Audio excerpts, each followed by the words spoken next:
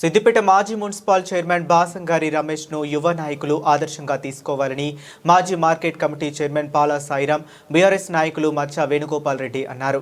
బాసంగారి రమేష్ 25వ వర్ధంతిని పురస్కరించుకొని భారత్ నగర్ లోని రమేష్ విగ్రహం వద్ద బాసంగారి ఫౌండేషన్ ఆధ్వర్యంలో వర్ధంతి వేడుకలు నిర్వహించారు. బాసంగారి రమేష్ పదవుల కోసమో ఫ్యాషన్ కోసమో రాజకీయాలు చేయలేదని, పేద ప్రజల సంక్షేమం కోసం ఆయన నిత్యం పరితపించేవారని గుర్తు చేశారు. సిద్దిపేట మున్సిపల్ చైర్మన్ ఆయన పట్టణానికి అందించిన సేవలు చిరస్మరణీయమని అన్నారు.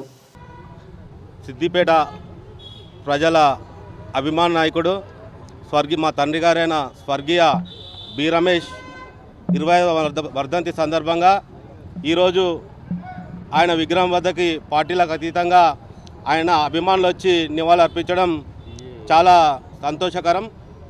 అదేవిధంగా బి రమేష్ ఫౌండేషన్ ద్వారా ప్రతి సంవత్సరం ఎన్నో కార్యక్రమాలు నిర్వహిస్తున్నాం. ఈరోజు కార్మికులకు బట్టలు పంపిణీ చేయడం జరిగింది. అదేవిధంగా రక్తదాన శిబిరాలు, అన్నదాన శిబిరాలు, ఆపదలు ఎవరైతే ఉంటే వారికి ఆదుకునేందుకు బి రమేష్ ఫౌండేషన్ ముందుంటుంది. ఆయన స్ఫూర్తితో రాబోయే రోజుల్లో కూడా అనేక సేవా కార్యక్రమాలు చేస్తామని చెప్పేసి తెలుపుతూ నేను నాయకులుగా తీర్చిదిద్దిండు. అలాంటి స్ఫూర్తిని ఈ తరం కూడా ఆదర్శంగా తీసుకొని రాజకీయాల్లో ముందుకు కొనసాగాలి.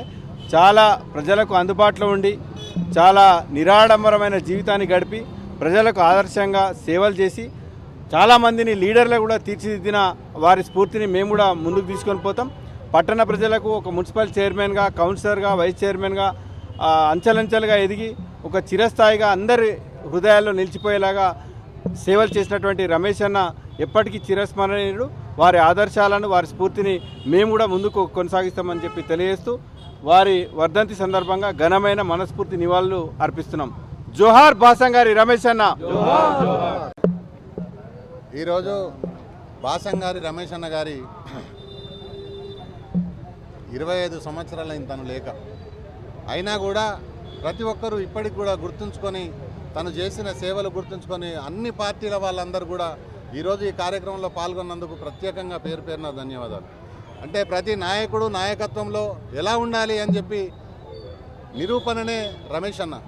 పేదవాళ్లకు అందుబాటులో ఉండి పేదలందరికీ కూడా సేవ చేయాలనేది లక్ష్యమే తప్ప వేరే విధంగా తను ముందుకెళ్ళలేదు.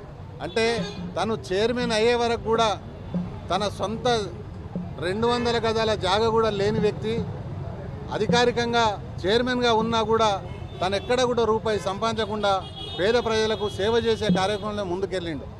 ఆ చైర్మన్ అయిన తర్వాత ఏదో పొత్తులో ఉన్న జాగాను అమ్ముకుంటే ఆ ఉన్న కొడుకు ఆ 200 గజాలలో ఇల్లు కట్టియడం జరిగింది తప్ప ఎక్కడ కూడా అవినీతికి పాల్పడని రాజకీయ నాయకుడు అనంటే అది బి రమేష్ అన్ననే తప్ప వేరే వ్యక్తి ఎక్కడ కూడా కనబడట్లేదు. కాబట్టి ప్రతి ఒక్కరూ ప్రజాసేవలో ముందుకెళ్ళాలి అనుకున్నప్పుడు ఆ పేద ప్రజలకు పూర్తి స్థాయిలో న్యాయం చేయాలి.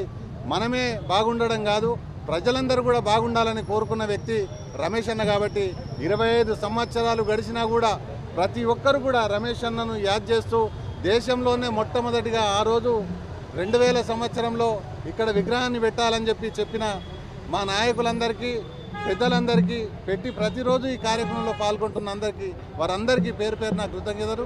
అదేవిధంగా రాజకీయంగా ముందుకు కొనసాగాలి అనుకున్న వాళ్ళందరూ కూడా రమేష్ అన్నను స్ఫూర్తిగా తీసుకొని పేద ప్రజలకు అందుబాటులో ఉండడానికి ప్రతి ఒక్కరూ సహకరించాలి. రాజకీయంగా మంచి పేరు తెచ్చుకోవాలని చెప్పి ఈ సందర్భంగా విజ్ఞప్తి చేస్తూ జోహార్ రమేష్ అన్న.